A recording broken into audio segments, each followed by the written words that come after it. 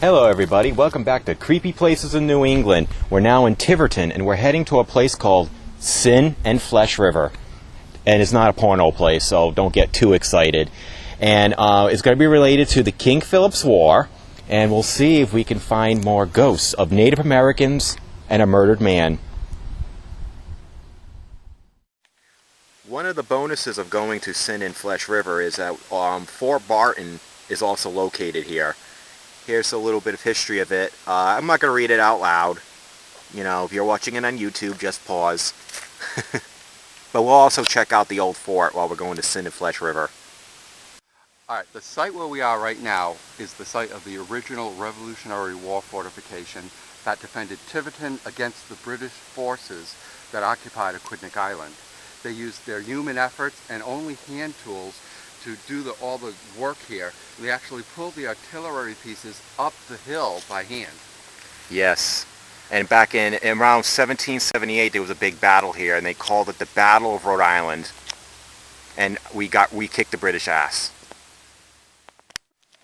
Well, here's a view of Narragansett Bay. We're now top of the lookout tower, and all around here is what used to the remains of the old fort, and there's probably a bunch of little pieces of it everywhere. There's little monuments, and we got stuff here so people don't commit suicide.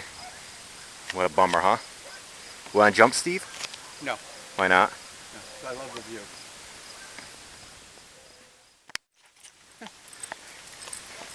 Hey look, it's a tourist. Well, throughout this area, you're going to have a bunch of plaques and little monuments with south overlook. And you see one over there, and a creepy tree. Ooh, with bugs. Well, now we're heading towards Sin and Flesh River into the Fort Barton Woods. And luckily, they got maps. Yay! We'll get out alive. Well, we're heading our way. We got nice little walking trails around here. It's about 1.75 miles, I think it said on the sign over there. Hopefully don't get lost. Then we have to go resort to cannibalism. Hey look, someone had a fire here. Yeah. Wasn't there a sign saying no fires? Yes. But this is Rhode Island. Who follows the law? Still going to Sin and Flesh River. And oh, see, we're on the red trail, so they're marking it red. For blood. Well, we want to go over there, but there's a tree branch, well, not a tree branch, a tree bark in the way. So now we're going to play Limbo. Limbo! Screw that. Okay. Whew. Oh, we could have just gone a trail and go around it. Curious structure. Some kids made like a little hut. Following along the way. Maybe Bigfoot lives here. What do you think, Steve? Either that or a giant beaver. You mean a very large woman? Okay, we're at this tree, and this thing right here looks like Pumpkinhead.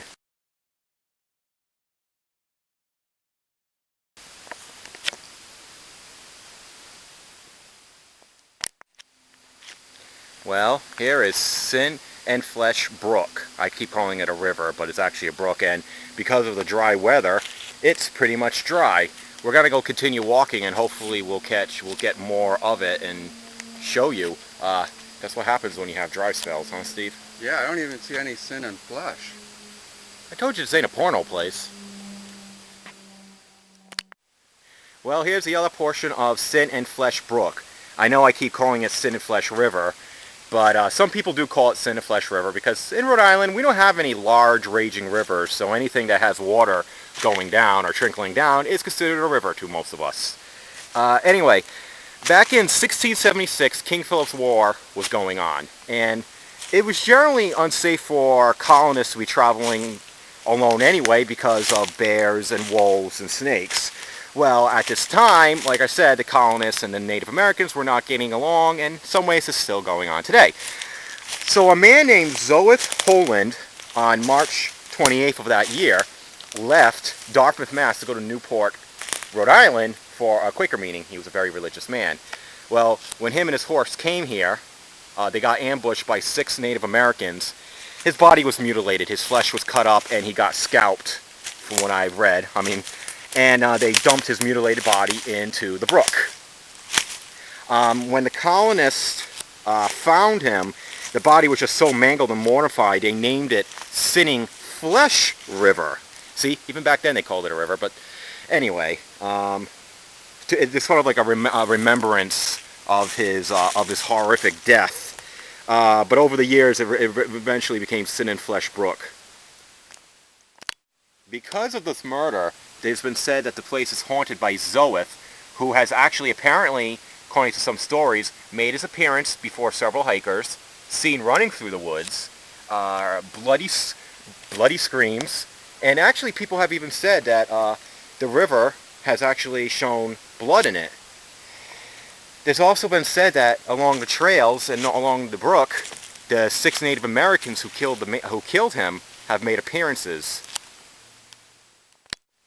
Hi, Steve. Hi, Charles. Steve's going to do some EVP recordings, and hopefully, yep, there he is holding it. Hopefully, maybe we'll make contact with either Zoeth or the Native Americans.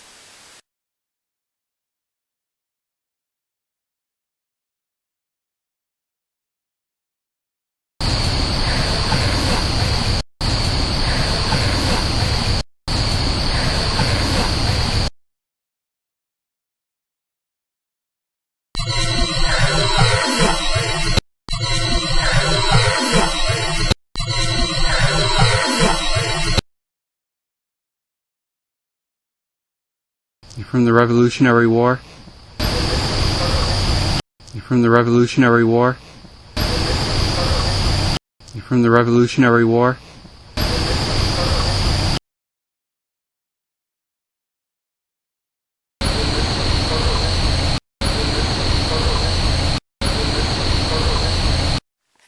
You know, here's more of the brook. One thing that they were mentioning about blood appearing in the water. Well, the sunlight hits it just right. Kind of looks like there's blood in the water, and actually some spots that actually, the way the sunlight shined on it and the leaves and stuff, looked like there was blood. But it's not, just sunlight. Steve Morrow, the plant guy.